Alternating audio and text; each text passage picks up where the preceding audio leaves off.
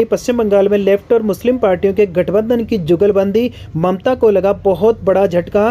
BJP को भी होगा इससे फायदा।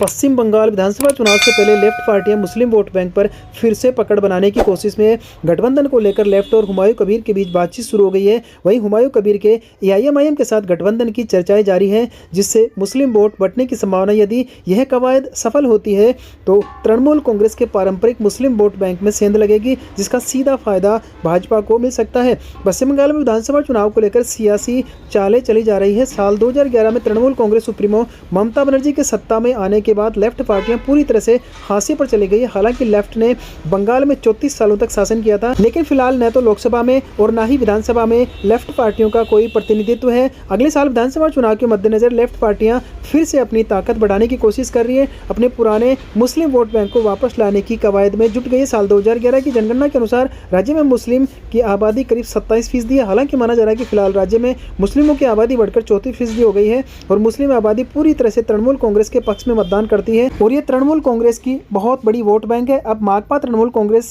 की इसी वोट बैंक में घुसपैठ करने की कोशिश कर रही है। इसी के मद्देनजर माकपा ने मुर्शिदाबाद में बाबरी मस्जिद का शिलान्यास कर सुर्खियों में आए विधायक हुमायूं कबीर से गठबंधन के लिए बातचीत शुरू कर दी है। वहीं हुमायूं कबीर ने असदुद्दीन ओवैसी की पार्टी ऑल इंडिया मजलिस-ए-इत्तेहादुल मुस्लिमीन एआईएमआईएम के साथ शुरू की है। बिहार विधानसभा चुनाव और महाराष्ट्र नगर निगम चुनाव में अच्छे प्रदर्शन के बाद एआईएमआईएम इस बार बंगाल विधानसभा चुनाव में भी उम्मीदवार उतारने का फैसला किया है। इसके साथ ही आईएसएफ के मुस्लिम विधायक नौशाद सिद्दीकी के साथ भी लेफ्ट की बातचीत शुरू हुई है। इस तरह से चुनाव से पहले मुस्लिम पार्टियां एक साथ आने की कोशिश कर रही है और लेफ्ट इन पार्टियों के साथ गठबंधन की कोशिश कर रही है। ये कवायद सफल होती है तो मुस्लिम वोट विभाजित होंगे और अंततः इससे बीजेपी को भी फायदा होगा।